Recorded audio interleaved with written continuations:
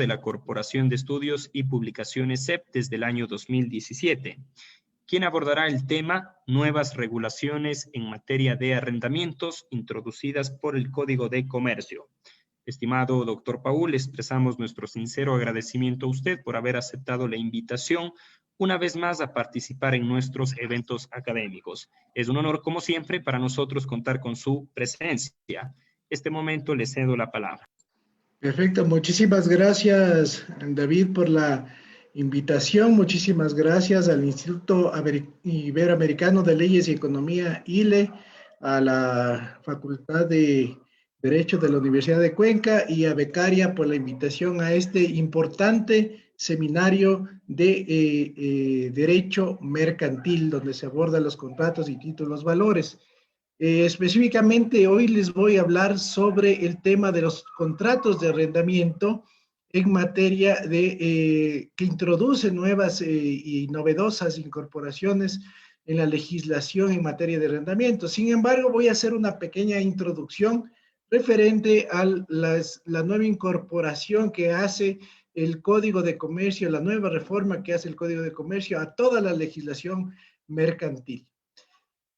Como pueden ver en sus pantallas, antes nosotros tomábamos un taxi, realizábamos las publicaciones, leíamos el periódico físicamente, veíamos televisión, ya hacíamos llamadas telefónicas y a contratos escritos, en fin, pero nosotros ahora podemos ver cómo ha cambiado esta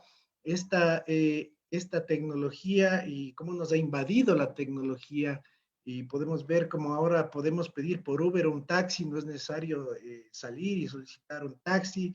Vemos la mayoría de películas en Netflix, es decir, nosotros ya no vemos los canales físicos, hacemos llamadas internacionales, es decir, estamos más conectados que es lo que estábamos mucho antes. Eso ha pasado también respecto a la ley ha cambiado. Nosotros vemos cómo el Código de Comercio antes, el código que se encontraba vigente antes de mayo del 2019, era el Código de Comercio de 1960. Imagínense la cantidad de años que estuvo vigente el anterior Código de Comercio y podemos ver en sus gráficas, pueden ustedes comparar y ver las diferencias que existen entre el código anterior y el nuevo código. Lo más trascendental, vemos que se da una nueva perspectiva, un nuevo derecho mercantil ecuatoriano. Dejamos el derecho mercantil tradicional y vamos al nuevo derecho mercantil tradicional. En el nuevo derecho mercantil se establece o se privilegia a la empresa, se da una centralidad a la empresa, que es lo que vamos a analizar, mientras que en el anterior código era al comerciante. Existe en 1960 el código anterior una mayor regulación por parte de la ley y en el nuevo código de comercio vemos que existe una desregulación. Es decir, entre menos interviene el Estado en la regulación, es preferible que se pueda realizar de mejor manera los actos de comercio, los empresarios pueden realizar sus actividades de comercio. Esto es lo más importante que hay que tomar en cuenta. Una de esas evidencias es la eliminación de la matrícula de comercio. Antes, para ejercer actos de comercio, debían los comerciantes sacar matrícula de comercio. Eso ya lo hemos visto en los días anteriores. Sin embargo, es importante tomar en cuenta esto. Ya no es necesaria la matrícula de comercio, sino solamente con obtener el registro único de contribuyentes ya se puede realizar y ejercer actos de comercio. Recordemos que el Código de Comercio regula a los particulares, a las actividades que realizan los particulares, las empresas, no así como podríamos hablar sobre la legislación que regula, la legislación pública que regula las actividades públicas. Los empleados públicos en su mayoría no pueden realizar actos de comercio, mientras que los particulares sí. Es decir, este código está enfocado hacia los particulares y hacia la actividad económica empresarial, a la unidad económica empresarial. También podemos ver en este código que existe una implementación importante respecto de la modernización de las transacciones comerciales, que es lo que habíamos visto. Estamos en una época en la que ya vivimos la época telemática, en la época que realizamos todas las transacciones vía correo electrónico, vía mensajes de WhatsApp, vía mensajes de datos, firmamos electrónicamente. Esto ya se analizó ayer, sin embargo, hoy lo vamos a analizar un poco más a profundidad. Lo que estábamos hablando sobre las empresas y los establecimientos de comercio. Ustedes tienen ahí en sus pantallas lo que es la empresa, es la centralidad de este código, es el darle una función a la empresa para que pueda desarrollar su actividad económica. Es así que la empresa es una unidad económica a través de la cual se organizan elementos personales, materiales e inmateriales para desarrollar una actividad mercantil determinada. Es una definición muy amplia, bastante amplia, que abarca todas las actividades comerciales. Como les digo, el Código de Comercio lo que trata es de regularizar y prevalecer la voluntad o la actividad del comerciante o los acuerdos en que lleguen entre las partes que ejercen o realizan el comercio. También vemos que se establece lo que es el establecimiento de comercio como parte integrante de la empresa que comprende el conjunto de bienes organizados por el comerciante o empresario en un lugar determinado para realizar los fines de la empresa.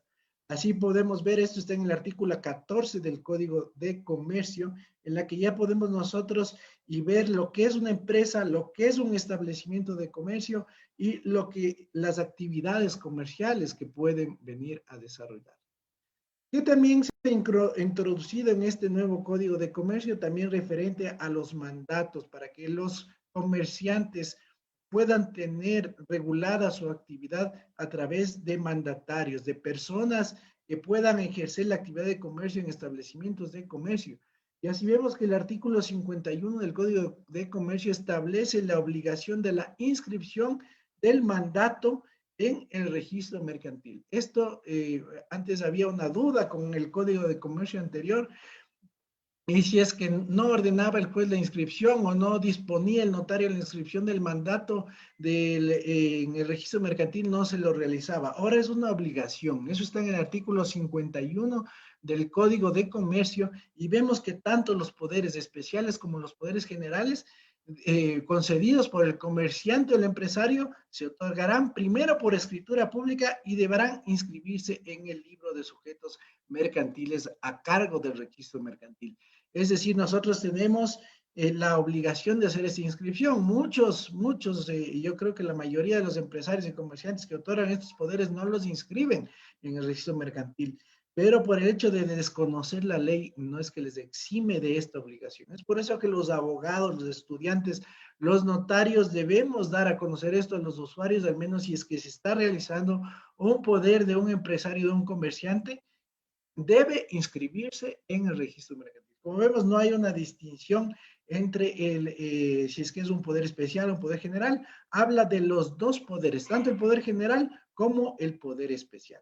El poder y el mandato es un acto, como ustedes ven en la pantalla, en la que una o más personas naturales, pueden ser uno o más empresarios, otorgan una o más determinada ejecución de determinados negocios a otras personas. El poder general es de administración, como nosotros sabemos, y el poder especial es más específico, referido a actos especiales. Por ejemplo, si es que le damos un poder para la venta de vehículos, en fin, entonces estos poderes que estamos dando, que están relacionados con la actividad empresarial, con la actividad comercial, deben ser inscritos en el registro mercantil. En sus pantallas están la legislación que tenemos tanto en el Código Civil, que es el artículo 2020, el 2036, 2034 y el 43 del COGER. Este nuevo derecho mercantil ecuatoriano que reviste de mucha importancia, vigente desde el año 2019, tiene también una correlación importante que es la que nosotros debemos tener en cuenta. No solamente el abogado, el estudiante, el notario debe conocer el nuevo Código de Comercio, que es muy importante, sino también todas las leyes conexas que se entrelazan y que forman parte del nuevo derecho mercantil ecuatoriano. Como primer campo normativo tenemos la Constitución que establece la libertad de empresa. Es lo más importante que debemos tener en cuenta. De la Constitución se establece como este principio y derecho constitucional a la libertad de empresa. Tenemos la ley de compañías también, que recientemente tuvimos hasta un seminario en el que se analizó las nuevas reformas a la ley de compañías y vemos que existe una evidente desregulación, al menos con la implementación de las SAS, de las sociedades por acciones simplificadas. Lo que se trata es de eliminar los trámites engorrosos. Es más, ya no se necesita ir donde un notario, no se necesita de abogado, no se necesita de escritura pública, sino que se constituye inmediatamente la sociedad por acciones simplificadas y se registra en la Superintendencia de Compañías. Entonces está íntimamente relacionado el Código de Comercio con la ley de compañías, porque recordemos que las compañías son empresas que realizan actividades de comercio, la mayoría de las empresas, ¿no? Tenemos también la Ley de Comercio Electrónico, Mensajes de Datos y Firma Electrónica, vigente desde el año 2002, en la que ya establece la validez de las contrataciones y de la firma electrónica y la contratación vía telemática, la validez de los mensajes de datos, la validez de la firma electrónica, de la responsabilidad que acarrea el uso de la firma electrónica. En fin, entonces vemos que ya existía antes del Código de Comercio una legislación que ya daba viabilidad a los actos y contratos realizados telemáticamente y con firma electrónica. También no debemos olvidar el Código Civil, que también tiene una estrecha relación con la actividad comercial, con el Código de Comercio. Recordemos el tema de la prenda, de la hipoteca. Es decir, el Código Civil también es una parte importante y trascendental del Código de Comercio. Es decir, nosotros, el abogado que maneja derecho mercantil, necesariamente tiene que conocer toda esta legislación. Y por último, la ley notarial, como les he puesto a ustedes también, es importante conocer. ¿Por qué? Porque ya vamos a ver todos los actos y contratos que necesitamos que o requieren de una solemnidad, debemos ir al notario, o ahora los actos que se realizan vía telemática o vía electrónica, también en algún momento debemos nosotros probar la existencia de estos actos, de estos contratos, de estos acuerdos realizados mediante correo electrónico, mediante WhatsApp, mediante Messenger, mediante mensajes de datos, deben probarse. Entonces, para eso debemos acudir ante el notario y para eso debemos conocer la ley notarial, el artículo 18, el numeral 5, cómo proceder a la materialización, a la desmaterialización de documentos electrónicos y tratar de no confundir estos dos términos que son muy importantes y aplicables en el tema del comercio electrónico, del derecho mercantil. Así también vemos las instituciones que forman parte y que están íntimamente relacionadas con el derecho mercantil. También es el servicio de rentas internas, que ahora juega un papel muy importante, como nosotros vemos al momento de obtener el registro único de contribuyentes. Ya no necesitamos nosotros sacar o establecer una matrícula de comercio, sino que ya solamente con obtener el registro único de contribuyentes y con la actividad comercial que vamos a realizar, ya nos sujetamos al Código de Comercio, a las disposiciones del Código de Comercio. Ya no necesitamos obtener la matrícula de comercio, se eliminó. La superintendencia de compañías juega también un papel importante, trascendente, respecto de la constitución de las sociedades que ejercen o que realizan actividades de comercio. También ahora juega un papel súper importante con la constitución de las sociedades por acciones simplificadas, que vemos que se constituyen últimamente el único, digamos, los empresarios o los emprendedores ahora prefieren constituir una SAS a constituir una sociedad de hecho o una sociedad civil o una sociedad anónima, una sociedad limitada que antes se realizaban, y ahora ha existido un boom respecto de la constitución de este tipo de sociedades que ejercen actividades de comercio. La DINARDAP también tiene una relación estrecha con el derecho mercantil y con el Código de Comercio respecto de los registros mercantiles. Como vemos, el registro mercantil debe llevar un registro de los sujetos de comercio, se deben inscribir determinados actos y contratos, todavía se deben inscribir las prendas. Como vemos, el derecho mercantil trata de desregularizar el tema del comercio, que se agilite de mayor manera el comercio, tratar de en lo posible de no intervenir Y es por eso es que nosotros hemos visto cómo la legislación va desregularizando toda la actividad comercial, toda la actividad mercantil, que es lo que ha sucedido y viene sucediendo hasta la actualidad.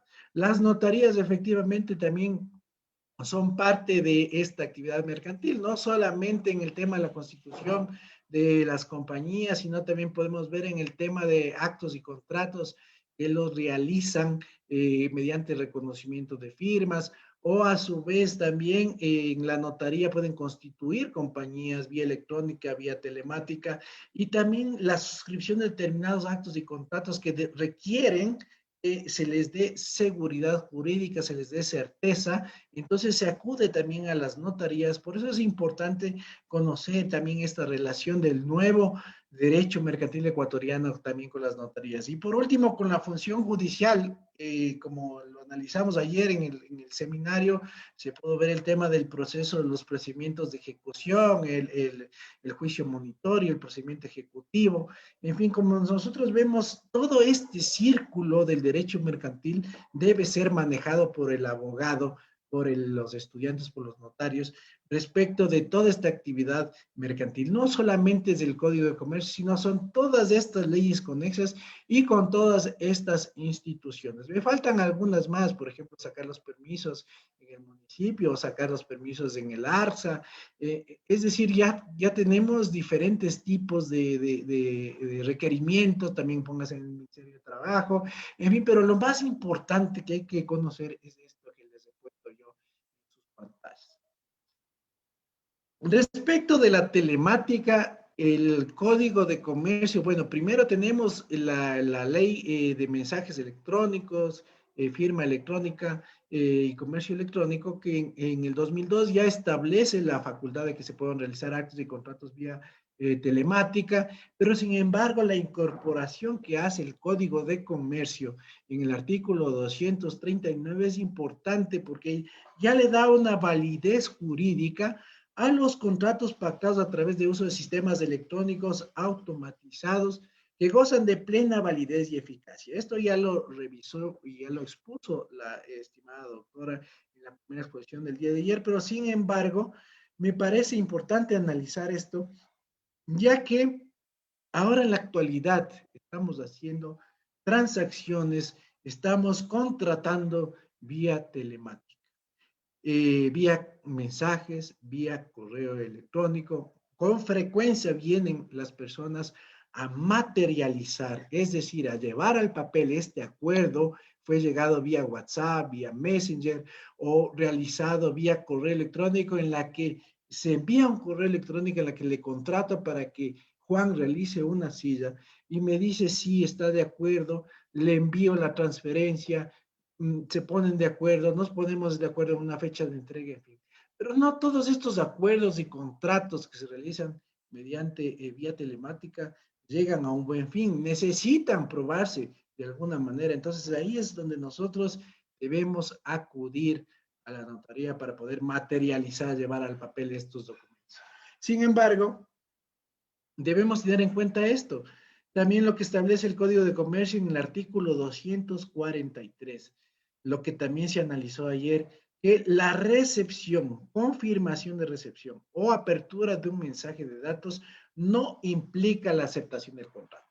Esto también es importante. Si es que a mí me enviaron un correo electrónico en el que me ofrecen, o un mensaje de WhatsApp en el que me ofrecen una suscripción determinada o con un pago determinado, en fin, yo solamente lo revisé y no puse expresamente acepto, estoy de acuerdo, pues no tendrá validez. Entonces esto también debemos tener en cuenta y por eso les he puesto en estas diapositivas, es esta disposición del artículo 243. Es decir, por un lado se da la validez a los actos y contratos que se realizan vía telemática, pero por otro lado, el hecho de recibir este mensaje de datos, este correo electrónico, este mensaje de WhatsApp, no implica la aceptación por el hecho de haberlo recibido o de haberlo abierto, sino que debe haber la aceptación expresa. Esto es muy importante para que conozcan todos los abogados y los estudiantes a fin de que puedan realizar una buena defensa en el momento oportuno de llegar a darse estos casos que cada vez son más frecuentes por el uso de la tecnología. ¿Qué otra incorporación importante hace el Código de Comercio? También la introducción de los contratos electrónicos. Vamos a diferenciar ahora lo que son contratos electrónicos y lo que son contratos inteligentes. Los contratos electrónicos son aquellos instrumentados mediante mensaje de datos. El perfeccionamiento de los contratos electrónicos se someterá a los requisitos y solemnidades previstas en las leyes y se tendrá como lugar de perfeccionamiento el que acordaren las partes. La recepción, confirmación de recepción o apertura del mensaje de datos no implica aceptación del contrato electrónico, salvo acuerdo entre las partes.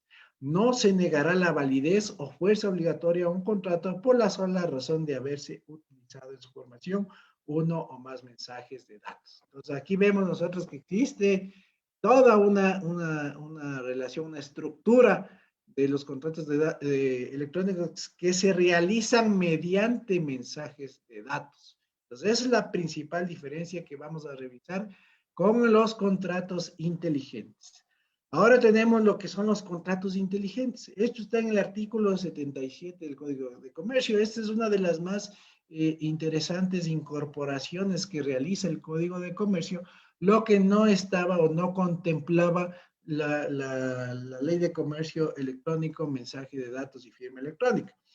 Entonces, para que ustedes me entiendan un poco más, en los contratos electrónicos intervienen dos personas físicas a través de medios electrónicos en la que suscriben un contrato con firma electrónica, con mensaje de datos, mediante WhatsApp, mediante Messenger, en una plataforma, en un aplicativo, en fin. Este es el contrato electrónico. Ahora, lo que es el contrato inteligente es cuando no interviene otra persona. Para hacerles un ejemplo, yo voy a la máquina expendedora de caramelos o de botellas de agua que ahora hay en las paradas de buses, que hay en los aeropuertos, en fin. Entonces ingreso yo a la moneda de $1, digito el número donde se encuentra la botella y automáticamente hago un contrato inteligente con la máquina, ya que no es una persona, sino que le estoy dando una orden, ingreso una moneda, realizo un pago y me entrega un producto que es el agua. Esto es un contrato inteligente simple, en el que hablemos de que se le da una orden y la máquina responde. Ahora, estos contratos inteligentes son mucho más amplios, más sofisticados. Podemos hablarles ya de un cajero automático, podemos hablar de otro tipo de contratos que ya se pueden realizar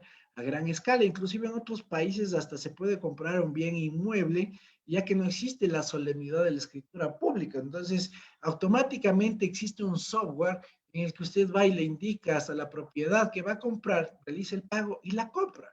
También eso podemos ver nosotros también en los aplicativos cuando ingresamos a la página de pedido de comida. Ahora tenemos estas páginas de Globo, de Uber Eats, en fin, o también de ventas de supermercados. Nosotros entramos a la página web, escogemos el producto que queremos comprar, realizamos el pago y a su vez nos envían el bien o la comida o lo que hayamos solicitado. Estos son contratos inteligentes. Esto, como vemos, está en el artículo 77. Pero ¿cuál es la incorporación importante que realiza el Código de Comercio?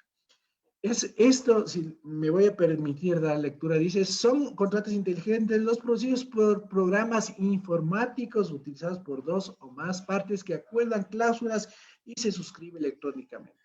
Permite facilitar la firma y expresión de la voluntad de las partes, así como asegurar su cumplimiento mediante disposiciones instruidas por las partes, que pueden incluso ser cumplidas automáticamente, sea por el propio programa o por una entidad financiera u otra, si a la firma del contrato las partes establecen esta disposición. Cuando se dispara una condición preprogramada por las partes, no sujeta a ningún tipo de validación humana, el contrato inteligente ejecuta la cláusula contractual correspondiente. Entonces, esto está expresamente en el artículo 77 del Código de Comercio.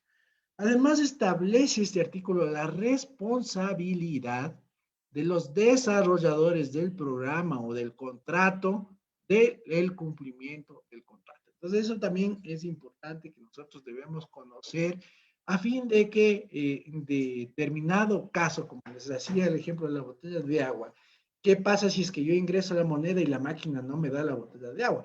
Efectivamente, si es que yo hago los contratos más grandes, hablemos de comprar un bien, en fin, y no se hace o no se cumple con la transacción, la responsabilidad es del desarrollador de este contrato inteligente o de la plataforma en la que se está desarrollando. Esto también es una importante introducción que realiza el Código de Comercio.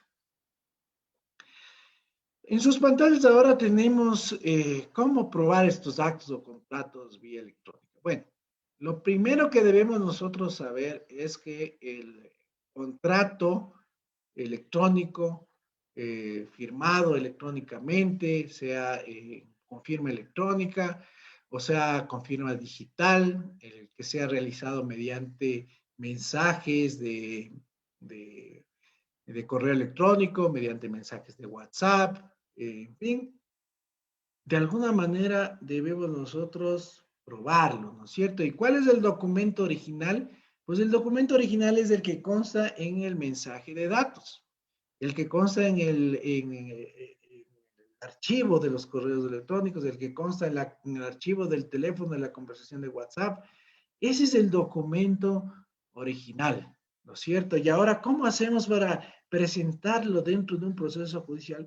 Entonces, lo que debemos hacer nosotros es materializar este documento, es decir, llevar este documento que está en mensaje de datos, en códigos, en números, en fin, al papel, imprimirlo. Para eso nosotros podemos ir a la notaría, de acuerdo al artículo 18, numeral 5 de la ley notarial, y podemos materializar estos documentos electrónicos, llevarlos al papel, certificarlos. Entonces el notario da fe pública de que este documento fue materializado ante el notario público en el computador de la notaría, y a su vez esto le permite a su vez al usuario, a la persona que necesita utilizar este documento, presentarlo dentro de un proceso. Nosotros sabemos que de acuerdo al Código Orgánico General de Procesos y también de acuerdo al Código Orgánico Integral Penal, es que la prueba debe ser presentada en documentos originales, copias certificadas o compulsas. Dentro de las copias certificadas se encuentran los documentos, la materialización, la certificación de documentos electrónicos materializados. El notario certifica que fue materializado en su presencia el documento que forma parte de la conversación de WhatsApp, los correos electrónicos, en fin, en los que se llegó al acuerdo, a la contratación. Pero ojo, esto es en materia civil, incluso también puede ser aprobado en materia laboral, en fin.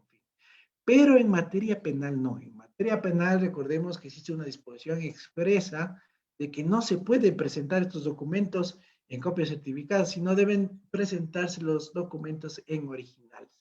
Es decir, si yo tengo una conversación de WhatsApp en la que me amenazan de muerte o se realiza una estafa, en fin, que ya no es un incumplimiento de un acto de comercio, sino ya es una estafa, pues necesariamente tendremos que llevar el teléfono para que sea objeto de una pericia. Esto es en lo que se refiere a materia penal. Pero en materia civil es totalmente procedente el tema de la materialización de los documentos electrónicos, de los mensajes de datos, de WhatsApp, de Messenger, de páginas web, de videos, inclusive se pueden dar copias certificadas electrónicas de documentos electrónicos. Hablemos de videos, nosotros tenemos un video, ahorita en esta conversación, hagamos de cuenta que estamos en una sala y se está grabando toda esta reunión, entonces yo puedo luego dar una copia certificada del video original que está grabado. Entonces, hablemos que el notario tiene la facultad de otorgar también copias certificadas digitales. También es importante, y se habló en el seminario que fue la semana anterior, respecto del servicio notarial electrónico. Con las últimas reformas introducidas por la reforma del Código Orgánico de la Función Judicial de diciembre del 2020, ya se implementó y está en total vigencia la prestación del servicio notarial vía telemática, vía electrónica. Es decir, ahora se pueden firmar divorcios, compraventas, poderes, declaraciones juramentadas, contratos de arriendo, contratos de compraventa de vehículos, todos los contratos y actos que se realizaban de manera presencial en la notaría se pueden realizar también de manera electrónica telemática. Para eso es necesario contar con una firma electrónica válida en el Ecuador. Les invito a revisar este tema importantísimo sobre la implementación del servicio notarial telemático en la misma página web del Instituto Iberoamericano de Leyes y Economía, ILE, y también en Becaria, o a su vez también en mi página de YouTube, donde consta la presentación y donde ustedes pueden revisarla, una exposición de 1 hora y media de en qué consiste y cómo se realiza en la actualidad o se presta el servicio notarial telemático. Definitivamente, hablemos de que el COVID ha venido a cambiar todo, no solamente nuestras vidas de manera esencial física, sino también el comercio que se ha venido desarrollando ahora de manera telemática y de manera virtual. Es por eso que en este informe especial del COVID, de la CEPAL, que ustedes tienen y que les invito yo a revisar, establece como una solución el universalizar el acceso a las tecnologías digitales para enfrentar los efectos del COVID. Y entre estos análisis tan importantes que realiza el CEPAL, establece que las tecnologías digitales son esenciales para el funcionamiento de la economía y la sociedad durante la crisis de la pandemia. Todavía nosotros tenemos mucho tiempo más de pandemia, mucho tiempo más de crisis y se va a seguir desarrollando la actividad comercial, la actividad mercantil vía telemática. Ya he realizado contratos de arrendamiento que han sido suscritos vía telemática, que se han inscrito vía telemática, es decir, las personas ya no tienen que ir a la notaria, sino que lo realizan desde la comodidad de su casa, siempre y cuando cuenten con una firma electrónica. Así vemos que las soluciones digitales en las áreas de salud, la educación, el comercio y el trabajo tienen un papel preponderante en la lucha contra el COVID. Entonces, esto es importante que todos los abogados, los estudiantes, tengamos un conocimiento pleno de que el futuro es ahora y que debemos nosotros aplicar la tecnología para dar un servicio de calidad a nuestros clientes. A nuestros clientes, a las empresas que realizan actos de comercio, a los comerciantes, en fin, incluso hasta para las personas que venden ahora productos y servicios, en fin, entonces el abogado societario, el abogado mercantilista, el abogado empresarial, tiene que ya dar ese paso, ya debe tener una firma electrónica del abogado, ya debe decirles a sus clientes que tengan una firma electrónica, ahora es una obligación no solamente para los importadores, digamos, porque antes para las importaciones es necesario tener las firmas electrónicas, sino ahora todo debe ser una herramienta de todos los empresarios el contar con una firma electrónica válida que les permita realizar los actos y contratos. Ahora sí vamos a topar el tema de los arrendamientos. Disculpen que les haya hecho una introducción muy amplia, pero es importante conocer el tema de los arrendamientos según el Código de Comercio. A mi parecer es la más importante y trascendente reforma, aparte de lo que ya les he hablado del tema de la firma electrónica, del contrato electrónico, del comercio electrónico. También es importante el tema de los arrendamientos, que es muy poco conocido por los abogados, por los usuarios, que existen estas reformas. Como nosotros sabemos, la ley de inquilinato tiene la centralidad del inquilino, así como el Código del Trabajo es indubio pro operario, es decir, protege al trabajador. El Código de la Niñez y Adolescencia protege al niño, el interés superior del niño. La ley de inquilinato protege al inquilino, que es la parte débil de la relación contractual. Entonces había un problema respecto de los locales comerciales no destinados a vivienda y los locales comerciales y vivienda que se someten y se rigen a la ley de inquilinato. Entonces, lo más importante, lo más trascendental es que el Código de Comercio ya establece una separación clara entre los contratos de arrendamiento o los locales destinados para el comercio y los locales destinados para vivienda, que me parece una importante y trascendente diferenciación, ya que son actividades diferentes. La una es para proteger a la persona, para que viva, para que tenga su hogar, para que tenga su privacidad, su independencia, y la otra es para ejercer actividades de comercio, para venta, para lucro, para tener algún rédito económico. Es decir, nosotros tenemos que diferenciar entre estas dos actividades y esto es lo que hace el Código de Comercio. Me parece muy importante que debemos conocer. Esto está y es parte de esta obra que se llama Arrendamiento de Inmuebles en el Ecuador, que les invito a adquirirla donde se desarrolla más a profundidad esto. ¿Qué es lo que dice el 426 del Código de Comercio? O sea, es tan evidente la separación que el Código de Comercio prohíbe otorgar un contrato de arrendamiento de vivienda por un local comercial. Prohíbe expresamente.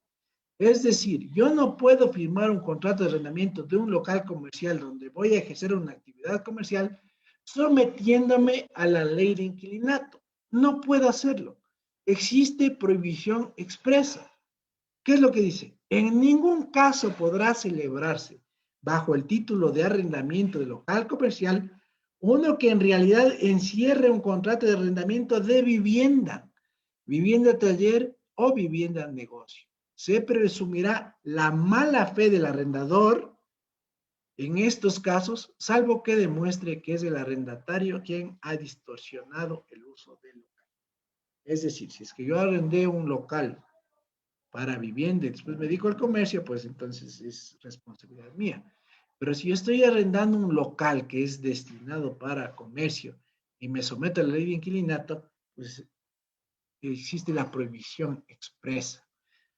¿Cuál es otra de las prohibiciones expresas que hay, digamos, o qué implica esta prohibición? Una de las principales diferencias es el tiempo de duración del contrato. En la ley de inquilinato nosotros podemos ver que la duración establecida para los contratos de arrendamiento según la ley de inquilinato mínima es de 2 años. Cuando es destinada para vivienda, vivienda taller, vivienda negocio o también para agricultura y vivienda, entonces la ley establece la duración mínima de 2 años. Pero si es que yo arriendo un local comercial destinado para el comercio, un terreno destinado para el comercio, un edificio destinado para el comercio, en fin, no existe más que la voluntad de las partes. ¿Sí? Prevalece en el Código de Comercio la voluntad de las partes, la ley del contrato, lo que acuerden arrendador y arrendatario. Si establecemos de 1 año de duración, pues tendrá 1 año. Si establecemos 3 días de duración, pues tendrá 3 días. Si establecemos que durará 10 años, pues durará 10 años. Es decir, ya no existe o no aplica la disposición de la ley de inquilinato, sino que aplica la disposición establecida en el Código de Comercio, que es el acuerdo entre las partes. Entonces, eso es importante nosotros que debamos conocer. No aplica el desahucio. Ya no existe la notificación de desahucio porque el desahucio está contemplado en la ley de inquilinato. Entonces yo puedo establecer en el contrato sometido al Código de Comercio, pues que se notificará con 5 días de anticipación por escrito mediante correo electrónico a la terminación del contrato, pues tendrá que terminarse. Yo puedo demandar la terminación del contrato de arrendamiento sujeta al Código de Comercio, sí, sin la inscripción en la oficina de arriendos de inquilinato, sí, porque no se somete a la ley de inquilinato. La ley de inquilinato establece un valor que no mínimo o máximo de la pensión de arrendamiento, pero el Código de Comercio no.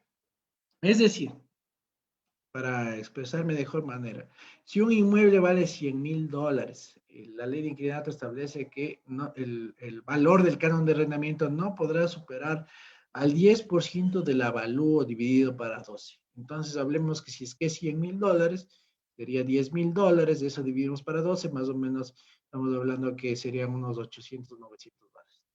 Entonces, ¿qué pasa si es que yo en una casa y sé que el canon de arrendamiento máximo es $800 y arriendo en $1,500, pues efectivamente podrá el inquilino pedirme la devolución de lo pagado en exceso. Pero si es que es un local comercial, tranquilamente yo puedo arrendar en mucho más. Puedo arrendar en $2,000, en $3,000. Es decir, no se somete a la ley de inquilinato. No existe un máximo establecido o regulado por la oficina de arriendos del municipio, sino que es el convenio entre las partes. Entonces yo puedo poner el canon de arrendamiento que yo me haya puesto de acuerdo, puedo someterme a la mediación, puedo someterme al arbitraje, puedo someterme a la justicia ordinaria, en fin, son disposiciones que da la apertura al Código de Comercio para que se puedan realizar. Adicionalmente a eso me he permitido también ponerles el tema de la prenda, que esto, aunque está en el Código Civil, me ha parecido muy importante conocer por lo siguiente. Bueno, la prenda, solamente como introducción, es cuando se entrega una cosa mueble a un acreedor para la seguridad de su crédito. La cosa entregada se llama prenda. ¿Y por qué les he puesto esto? Es por esta disposición del 359 del Código de Comercio. Esto es importante cuando se firma el contrato de prenda de un vehículo, de una maquinaria, en fin, o se realiza la venta con reserva de dominio, es que no se puede retirar el vehículo o no se puede sacar de la ciudad en donde esté. Para eso se necesita autorización expresa y por escrito. Esto está, como les digo, en el 359. Entonces, también es importante darles a conocer a los usuarios, a los abogados, que cuando se hace este contrato de prenda, por lo general eso yo he visto que pasa con los vehículos, a veces tienen que trasladarse de una ciudad a otra o van a salir del país, en fin, necesitan tener la autorización por escrito. Esto, como les digo, está en el 359 del Código Civil. Porque si leemos el segundo párrafo, dice, en caso de que el comprador violare las presentes disposiciones, incurrirá en la violación de tipo penal según establezca las normas penales vigentes. Es decir, también es un delito penal. Entonces, por favor, tener en cuenta y revisar. Son unos pequeños tips que les he dado. Digamos, muy corto el tiempo como para analizar a profundidad todos estos temas. Sin embargo, me he permitido darles lo que me ha parecido más importante y trascendente. Que también es importante conocer el consorcio mercantil.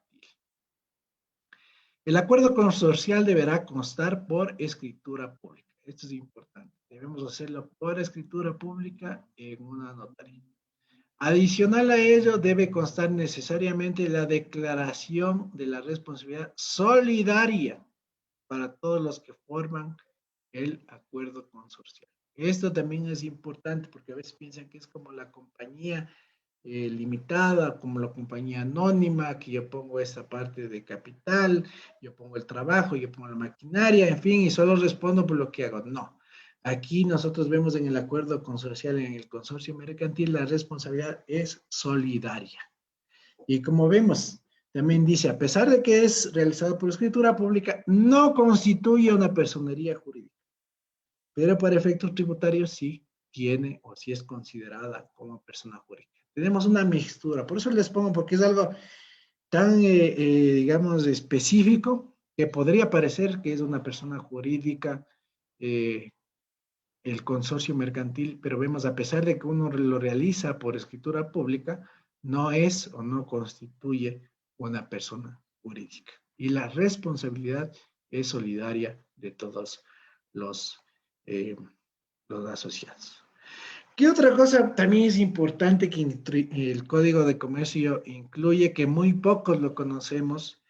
En el artículo 437 establece el pacto de recompra. En todos los contratos nosotros podemos poner el pacto de recompra. En los contratos que se sometan al Código de Comercio, que consiste en el acuerdo establecido por los contratantes respecto de entrega de suministro en régimen estimatorio con posibilidad de devolución de las mercancías o ventas.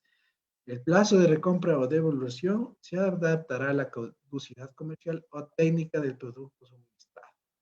Esto, como vemos, parece que es copiado de los Estados Unidos, donde uno compra y si no le gusta, devuelve el siguiente día o la otra semana, en fin.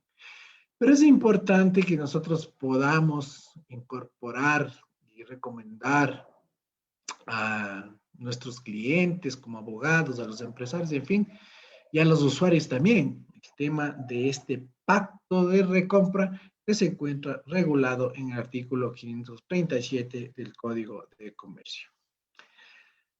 Adicionalmente, me he permitido ponerles las responsabilidades solidarias en el título valor. Por lo general, vienen a la notaría a firmar letras de cambios, pagarés, en fin, y siempre veo que no hay una uniformidad en el tema de cómo, inclusive hasta cómo llenar una letra de cambio, cómo hacer un pagaré, y en realidad es importante que podamos nosotros tener la precaución de leer el código de comercio para poder llenar bien una letra de cambio, poder llenar bien un pagaré. No es necesario realizar reconocimiento de firmas ni notarizar un pagaré ni una letra de cambio, pero por lo general la gente suele venir por el hecho de darle mayor seguridad jurídica a hacer un reconocimiento de firmas. Como les digo, no es necesario. Yo les explico a las personas como que usted quiera que reconocer la firma del cheque, o sea, que venga una persona que quiera el cheque a reconocer, o sea, ya la letra de cambio es un título, valor que ya a la sola presentación ya puede ser pagado, al igual que el cheque. Entonces, no es necesario hacer un reconocimiento de firmas de rúbrica. Sin embargo, es importante que se conozca esto. La responsabilidad solidaria, esto también es importante, porque a veces dice, deme llenando la letra de cambio y la persona por llenar la letra de cambio también viene a ser responsable. Como vemos, dice, cuando dos o más personas suscriben un título de valor como giradores, otorgantes, emisores, endosantes, avalistas o fiadores, quedarán obligados solidariamente a su pago. Entonces vemos que existe la solidaridad de todos. También es importante el tema de la firma electrónica, que como vemos también en los títulos valores ahora también son desmaterializados y pueden ser firmados electrónicamente. Y eso también es una inclusión muy importante que la realiza el Código de Comercio. En sus pantallas ahora ustedes tienen un análisis que realicé para la Corporación de Estudios y Publicaciones y que puede ser descargado gratuitamente para las personas que les interese ahondar sobre el arrendamiento de locales comerciales en el Código de Comercio. Establece todo el análisis, incluso comparativo, entre la ley de inquilinato y el Código de Comercio respecto del arrendamiento de locales comerciales. Ustedes tienen en la parte de abajo el link con lo que ustedes acceden, es totalmente gratuito, se registran y se descargan. Tienen ahí ustedes para entretenerse leyendo y aplicar estas nuevas regulaciones respecto de los arriendos de acuerdo al Código de Comercio, que como les digo va a ser una herramienta muy útil para los empresarios, para las empresas, para los comerciantes, ya que esta nueva regulación da mayor flexibilidad al tema de arrendamiento de locales comerciales. Entonces pueden descargarse, como les digo, sin costo, ahí ustedes tienen el link, es de mi autoría y pueden revisarlo y les va a ser, estoy seguro de que les va a ser de mucha utilidad. Antes de terminar, lo que quisiera indicarles es esta frase de Maquiavelo que dice, triunfa aquel que adapta su forma de proceder a la naturaleza de los tiempos que corren, de la misma forma que fracasa aquel cuyo proceder no armoniza con su época. Esto lo dijo Nicolás Maquiavelo en 1513. Imagínense cómo ha pasado el tiempo y sigue vigente esta frase. Yo creo que todos los abogados, estudiantes, notarios, debemos dar este paso trascendental a la telemática tan importante, al comercio electrónico, acoplarnos, no dejarnos de la tecnología y del comercio que sobrepase la seguridad jurídica. La seguridad jurídica tiene que estar por encima de las transacciones comerciales, por encima del comercio. Si bien es cierto, debe darse desregulación, sí, así es, pero con seguridad jurídica. En sus pantallas tienen la dirección de Facebook de la Notaría 64, mi dirección de LinkedIn y la página not64quito.com, donde existe también ya un modelo de contrato de arrendamiento sujeto al Código de Comercio, donde ustedes lo pueden revisar, lo pueden descargar, lo pueden cambiar, en fin, y lo pueden llevar a cabo con mucho gusto. También existen varias consultas y preguntas respecto de los contratos de arrendamiento que se someten al Código de Comercio, pues pueden ahí ustedes despejar sus dudas. Muchísimas gracias nuevamente al Instituto por la apertura, por la invitación a este conversatorio, a este seminario, y espero que la información que ustedes hayan recibido el día de hoy les haya sido de mucha utilidad. Muchísimas gracias a Becaria también de Colombia, que he recibido muchos mensajes que me solicitaban si es que es la información respecto a la legislación colombiana, pues les he indicado que lastimosamente no es solamente es la legislación ecuatoriana y esperemos que se pueda realizar próximamente también un congreso binacional en donde podamos abordar también la legislación colombiana. Muchísimas gracias, estimado David. No sé si es que existen preguntas, por favor. Muchas gracias, doctor, por su ponencia. En este momento daré lectura a las preguntas. La primera pregunta nos dice lo siguiente. Doctor, la no inscripción de los poderes en el registro mercantil, ¿qué consecuencias tendría? Bueno, la obligación de la inscripción está en el Código de Comercio. Igualmente establece la responsabilidad, la falta de inscripción de los administradores de la empresa o del negocio. Entonces, incluso establece que se debe inscribir dentro de 30 días, ¿no es cierto?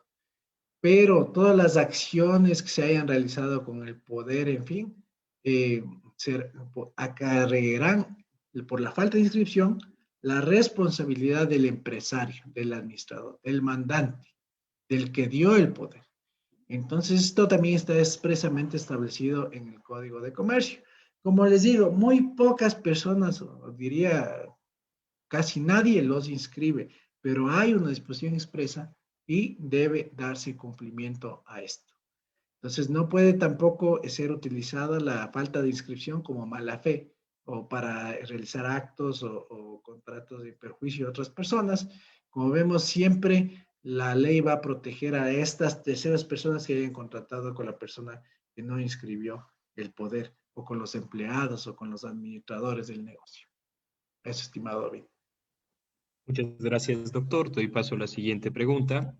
Doctor, ¿qué sucede cuando hay diferencia entre la fecha de suscripción del contrato mercantil y la fecha y hora que refleja la firma electrónica? ¿Cuál de las dos fechas se utiliza para el plazo y cumplimiento de obligaciones? Bueno, el tema del contrato es la fecha que tiene el contrato es la que debe prevalecer, ¿no es cierto? Lo que no va a prevalecer es si es que nosotros tenemos, les doy un ejemplo, tenemos un contrato de arrendamiento con fecha 25 de febrero del 2021 y la fecha de la firma dice 24 de febrero del 2021. Es decir, no existe todavía el contrato como pudo haber sido firmado. Entonces, se pueden firmar documentos con fecha anterior o con la fecha presente, pero no documentos con fecha futura.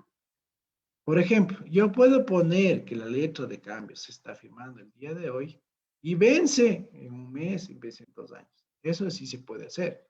Igualmente, podemos hacer el contrato de arrendamiento que se firma el día de hoy, se firma electrónicamente el día de hoy, pero empieza a surtir efectos o empieza el arrendamiento desde el 1 de marzo. Entonces, eso sí podemos hacer. Entonces, por eso es importante que nosotros debamos revisar bien el contrato que vamos a firmar, o si es que es un título que esté debidamente lleno, que esté correctamente las fechas, que esté correctamente los nombres, que esté completo y de ahí proceder con la firma. Recordemos que la firma electrónica nos da una fecha y una hora exacta en la que se firmó este documento electrónico. Entonces es importante que el documento que estamos firmando tenga la misma fecha o una fecha anterior, pero nunca una fecha posterior, porque tranquilamente estamos dejándole sin valor al documento porque tiene una fecha futura. Eso, estimado David. Muchas gracias, doctor. Doy paso a la siguiente pregunta. Doctor, si bien el notario tiene la facultad de certificar los mensajes de WhatsApp y dar fe de que aquellos son verídicos para utilizar como prueba dentro de un juicio no penal, ¿qué tanta validez tiene esta certificación si es que la parte contraria alega de que no corresponde a ella dicho chat? Es decir, ¿cómo puede la parte que presenta la materialización de los chats de WhatsApp demostrar, además de la veracidad de dichos chats, de que los mismos pertenecen a la conversación con la parte demandada? Perfecto, es una excelente pregunta. Es igual, imaginémonos que estamos haciendo una conversación vía cartas, escritas a mano. Entonces yo le mando un saludo, me contesta y tenemos un montón de cartas, ¿no es cierto? Entonces es igual que yo presento estas cartas como prueba, me van a decir, bueno, entonces ahora yo tengo pruébeme que esa es mi letra y que ese es mi papel o que esa es mi esfera, en fin, es lo mismo. Nosotros si hacemos una conversación vía Messenger, vía WhatsApp, vía correo electrónico, debemos también nosotros, esa prueba que tenemos, hacerla valer dentro del proceso. Si es que yo tengo la carta en papel en la que ella escribe, en fin, y me insulta o me dice que me va a pagar una deuda, y hablamos de una deuda para que no sea muy complicado. Que me debe $1,000, entonces vemos que sea una obligación pura, líquida, de plazo vencido. Entonces dice, debo $1,000 al señor Juan Pérez por haber realizado la mesa. Entonces esa carta yo voy y le presento en juicio monitorio y le digo que esa carta es del señor. Entonces, dentro de la prueba yo le solicito que reconozca si es que esa carta le pertenece, si es que esa es la letra de él. Entonces, efectivamente, si estoy dentro del proceso y yo tengo una materialización de una conversación de WhatsApp, pues primero empezaré diciéndole, ¿cómo es verdad que el número 0991-368-4158 le pertenece? ¿O a quién le pertenece este número? Entonces va a decir, sí, efectivamente me pertenece. Perfecto. ¿Podría usted revisar en esta conversación e indicar si es que eso no pertenece al número tal? Pues efectivamente sí. Entonces, es lo mismo. Entonces, nosotros debemos tomar la materialización de cualquier tipo de documento, porque recordemos que puede ser Messenger, puede ser correo electrónico, y en la dirección de correo electrónico también no siempre consta el nombre de la persona titular del correo electrónico. Por ejemplo, tienen hasta seudónimos o a veces nombres de equipos y años. Entonces, ese documento que está siendo presentado dentro de un proceso, tiene el abogado tener la habilidad de que este documento sea prueba dentro del proceso. No solamente por el hecho de que ya está materializado o puesto el sello del notario, constituye ya prueba plena. No cambia la naturaleza del documento el hecho de haberse certificado. Es igual que si usted me trae a la notaría que le dé una copia certificada de una carta, pues va a seguir siendo una carta. Si le llevo un título de abogado, de médico, de doctor, pues es una copia certificada de un título.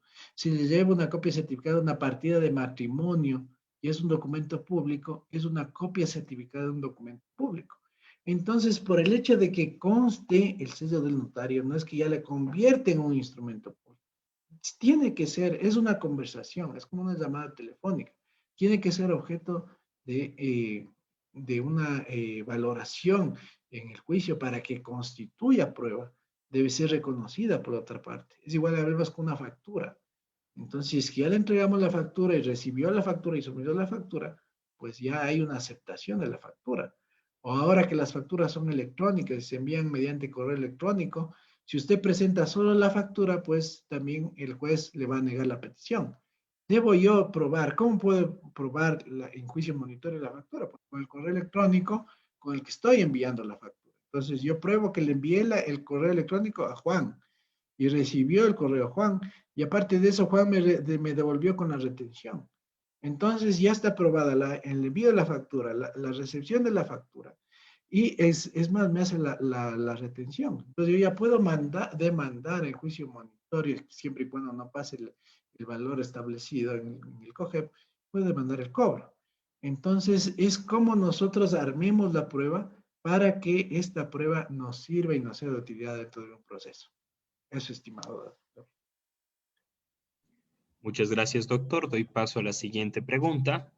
Doctor, ¿cuál es la diferencia entre concesión mercantil de local y arrendamiento mercantil que menciona el segundo inciso del artículo 409 del Código de Comercio? Bueno, son figuras parecidas. El tema de la concesión mercantil es más o menos, si podemos entenderle como el derecho de llaves. Entonces yo le doy la concesión del uso de este local para que usted realice la actividad mercantil y tiene un valor. Entonces esta concesión yo podré indicar que vale $15,000, $20,000, $30,000, $50,000, $1,000,000. Como vemos, es totalmente diferente el tema de la concesión mercantil al arrendamiento. El arrendamiento es un pago mensual. El pago mensual o puede ser pago anual, en fin de lo que, por la utilización del local comercial. Entonces vemos que por lo general el arrendamiento es mensual y es de tracto sucesivo y la concesión vuelta no tiene ese tracto sucesivo, puede ser un solo pago y puede ser también concesión y arrendamiento, podemos tener esta mixtura. Le damos la concesión, por lo general esto suele suceder en los centros comerciales que nosotros todos conocemos. Existe un cobro por la concesión del local y un pago mensual por el canon de arrendamiento. Entonces, los locales comerciales no son de las franquicias o de los locales que están ahí, sino son de los dueños del centro comercial, quienes pagan una concesión por el uso del local. Hablemos de un derecho de llaves. Y el otro tema es lo que se paga la renta mensual del valor. Entonces, digamos, es una actividad comercial que, como vimos, no se sujeta a la ley de inquilinato, sino que se sujeta al Código de Comercio, que establece o permite la libre contratación. Entonces, es lo más importante y lo que debemos tener nosotros claro y saber diferenciar. Estimado David. Gracias, doctor. Doy paso a las últimas dos preguntas. La siguiente pregunta nos dice, doctor, ¿los contratos de arrendamiento para un local comercial es obligatorio inscribirlo? Y en este caso, ¿dónde debemos inscribirlo?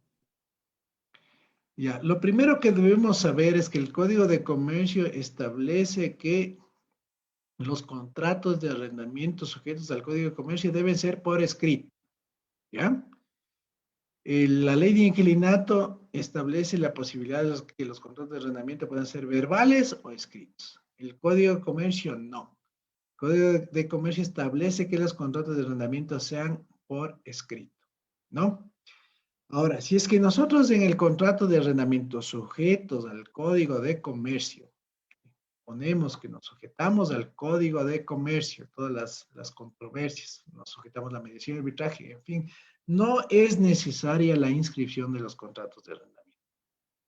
Ahora, si es que nosotros ponemos que el contrato de arrendamiento nos sujetamos a la ley de inquilinato, pues necesariamente deberemos inscribirlo en la notaría y debemos registrar en la oficina de arriendos del municipio. ¿Por qué les digo esto? Porque la ley de inquilinato también ampara, digamos, porque hay una disposición en el artículo, me parece el 2 de la ley de inquilinato, en el que establece que la ley de inquilinato es aplicable para todos los locales que se encuentren dentro del perímetro urbano. Al ser esta disposición de la ley de inquilinato amplia, digamos, y que aplica a los locales, no establece si son vivienda taller o vivienda comercio, en fin, sino que esta prohibición establece el Código de Comercio, entonces, a mi criterio, sí se podría seguir también aplicando la ley de inquilinato para los locales comerciales que establezcan esto. Es por eso que yo les recomiendo que si vamos a hacer un contrato de arrendamiento de un local comercial sujeta al Código de Comercio, primero lo hagamos por escrito y establezcamos específicamente la resolución de controversias. Y como les digo, no es necesario ni que se inscriba en la oficina de arriendos del municipio, ni en la notaría si es que nos sometemos al Código de Comercio. Tampoco es que no le van a inscribir. Si usted va a una notaría con el contrato de arrendamiento sujeto al Código de Comercio y solicita la inscripción del contrato, pues le va a inscribir, porque la facultad que tiene el notario en el artículo 18, numeral 35 de la ley notarial, es inscribir los contratos de arrendamiento. Pero no dice contratos de arrendamiento de inmuebles, de locales, de vehículos, de terrenos rurales, urbanos, no. La facultad de inscripción del contrato de arrendamiento del notario es a los contratos de arrendamiento. Entonces, si es que usted me trae un contrato de arrendamiento sujeto al Código de Comercio, lo voy a inscribir sin problema. No, no hay ningún inconveniente en que se realice la inscripción, pero no es una obligación. Lo que sí ocurre con los contratos de arrendamiento sujetos a la ley de inquilinato, que establece primero que la obligación de que sean por escrito, si pasan de los $400, y que sean inscritos en una notaría y registrados en la oficina de arriendos del municipio. ¿Por qué es esta obligación? Para establecer que no se viole el valor del arrendamiento, del canon de arrendamiento, que no supere el fijado por la oficina de arriendos del municipio, que como les indiqué no puede ser mayor al 10% del avalúo catastral municipal dividido para 12. Eso, estimado David. Muchas gracias, doctor. Doy paso a la última pregunta. Doctor, ¿cuál sería el procedimiento si el arrendatario del local comercial no quiere salir del mismo? Ya, si tenemos un contrato de arrendamiento sujeto al Código de Comercio y establecimos que nos sujetamos a la justicia ordinaria, pues demandamos la terminación del contrato de arrendamiento por falta de pago, porque ya se terminó el plazo, porque ya se cumplió. En fin, como les digo, no nos sometemos a la ley de inquilinato. El Código de Comercio establece la libertad de contratación de las partes. Por ejemplo, me consultaban si es que en un contrato de arrendamiento sujeto al Código de Comercio se puede establecer un garante. Sí, no hay ninguna prohibición. Puede establecerse un garante que pague el contrato de arrendamiento. Puede establecerse una garantía. Sí. Puede establecerse un monto de prepago. Todo lo que se acuerde entre las partes se puede realizar porque existe la libre contratación, lo que no existe en la ley de inquilinato. Porque si nosotros vemos en la ley de inquilinato, vuelta se entenderá por no escrito si se establece un plazo menor. Por ejemplo, si yo establezco como plazo de duración de un contrato de arrendamiento para vivienda en un año, la ley de inquilinato establece que se tendrá no escrita esa disposición. Yo puedo establecer en un contrato de arrendamiento sujeto al Código de Comercio que todos los daños, las reparaciones, sean estructurales, sanitarias, correrán de cuenta del arrendatario. Pues se sujeta a esa disposición. El contrato es ley para las partes y tendrá que arreglar el inquilino. Pero eso no ocurre en la ley de inquilinato. La ley de inquilinato es lo obligado a reparar los daños estructurales, sanitarios, es el arrendador, el dueño de casa, el dueño del inmueble. Entonces, eso debemos tener nosotros, debemos tener cuidado, la precaución, porque la ley de inquilinato, como les digo, es pro inquilino, es para proteger a la parte más débil de la relación contractual, en este caso es el inquilino. Y asimismo vimos que la ley orgánica de apoyo humanitario también dio la posibilidad de renegociar estos contratos de arrendamiento, pero por los contratos de arrendamiento de vivienda, los contratos que se rigen bajo la ley de inquilinato, más no a los contratos que se rigen al Código de Comercio. Estimado David, muchísimas gracias por la invitación. Espero que esta charla les haya sido de mucha utilidad a todos los asistentes. Veo que ha habido una importante concurrencia, no solamente en la plataforma Zoom, sino también en Facebook Live. Y espero, bueno, tener la oportunidad de poder compartir con ustedes en nuevos proyectos y como siempre estoy a las órdenes. Muchísimas gracias y hasta la próxima oportunidad. Estimado doctor Paul, queremos reiterar nuestro agradecimiento por su excelente ponencia. Como siempre, hemos recibido muy buenos comentarios de los participantes y desde ya, doctor, esperamos tenerlo en un próximo evento académico. Muchísimas gracias. A usted, estimado David. Hasta la próxima. Una buena noche, doctor. Estimados participantes, en breves minutos daremos inicio con la conferencia del doctor Andrés Ojeda, quien abordará el tema leasing y fideicomiso mercantil. Doctor Andrés, ¿me escucha? Sí, buenas noches, ¿cómo están? No sé si me escuchan claro. Buenas noches, doctor. Sí, se lo escucha claro. De igual manera, el video está muy bien la imagen. En su Bien. caso, doctor, ¿tiene quizás alguna diapositiva o material? Sí, tengo aquí una presentación, una pequeña presentación para irnos guiando para todos los presentes, con mucho gusto. Perfecto. Podemos probarlo, estimado doctor. Un gusto. Vamos a ver. ¿Me confirma, por favor, si podemos ver? Perfecto, doctor. Sí, se lo está viendo en pantalla completa. ¿Me confirma si usted ya está listo para iniciar? Para este momento yo presentarlo. Sí, todo permíteme cerrar la puerta de la sala de reuniones para evitar sonido. Estamos listos, vamos. Listo, estimado doctor, gracias. Estimados participantes, este momento vamos a dar inicio a la segunda conferencia de este tercer día del Seminario de Derecho Mercantil, Contratos y Títulos Valores. Para esto, me permito presentar a nuestro siguiente invitado. Nos acompaña el doctor Andrés Ojeda, quien es abogado graduado con honores cum laude por la Universidad San Francisco de Quito. Es máster en Derecho de Empresa, cuenta con diplomados en Mercado de Capitales y Negociación Bursátil, Defensa y Litigación Internacional y varios cursos de especialización en arbitraje, compliance y lavado de activos, tributación y derecho empresarial. Es asesor legal corporativo en empresas del sector industrial, financiero, bursátil y consultoras internacionales.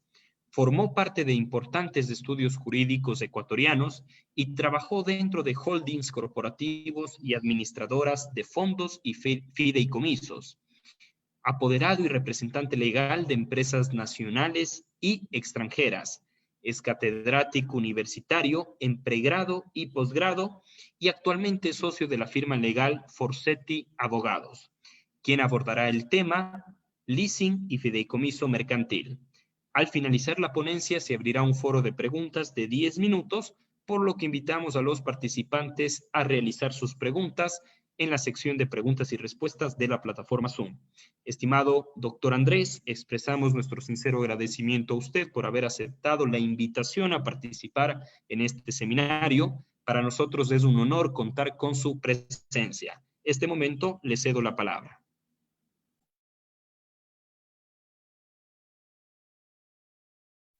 Perdón, muchas gracias con todos, muy buenas noches. Bueno, primero agradecerles por la invitación. Creo que estamos topando un tema no solo interesante, sino que tal vez en el Ecuador no ha tenido la discusión necesaria. ¿Y por qué digo esto? Es porque nos ha tomado alrededor de 100 años reformar un código de comercio y eso ha limitado mucho la evolución del derecho mercantil desde el punto de vista no comercial, porque ha evolucionado mucho desde el comercio, desde los actores y partícipes del comercio, sino desde el punto de vista normativo. Con reparos que siempre existirán en cualquier proceso de reforma normativa, hoy en día tenemos un nuevo código de comercio que nos pone unas reglas del juego interesantes, ya fueron tratadas previamente y serán tratadas también el día de mañana, y a mí me han pedido que trate sobre dos temas extremadamente extensos y voy a intentar ser lo más claro, lo más resumido y sobre todo lo más didáctico posible. A esta hora creo que todos están cansados, así que voy a intentar ser muy claro con lo que voy a tratar. Primer tema que voy a tratar, y voy a dar la vuelta un poco al orden del temario propuesto, y voy a empezar estudiando el tema del fideicomiso. y de los procesos de titularización. ¿Por qué lo hago así? Porque este es el tema más profundo, más complejo y más extenso. Pero no por ello el menos interesante. Al contrario, yo considero que es un tema muy interesante. Como yo lo planteo y siempre lo planteo a mis alumnos, como el fideicomiso como una herramienta. ¿Por qué le trato y por qué lo planteo como una herramienta? Porque yo considero que nosotros como abogados, dentro del asesoramiento empresarial, dentro del asesoramiento de negocios, utilizamos a los contratos, utilizamos a los fideicomisos como medios para ciertos objetivos empresariales, para objetivos de negocio. Entonces los quiero traducir como una herramienta. ¿Por qué? Porque es extremadamente maleable. Es un contrato donde nosotros podemos estipular una cantidad de elementos, que ya voy a ir citándolos y voy a intentar ser muy ejemplificativo con casos reales, con casos que me he permitido estudiar, que me he permitido trabajar y que son reales. Vamos a partir del concepto. ¿Qué es un fideicomiso mercantil? Siendo muy académicos, hablamos de un patrimonio autónomo constituido por aportes temporales y definitivos. Hay una transferencia de dominio por parte del constituyente hacia un patrimonio autónomo, mismo que, bajo reglas contractuales, van a tener o van a establecer ciertos objetivos por los cuales existe el fideicomiso. Siendo muy prácticos, es una herramienta en la cual se transfiere el patrimonio a partir de un contrato, no nos olvidemos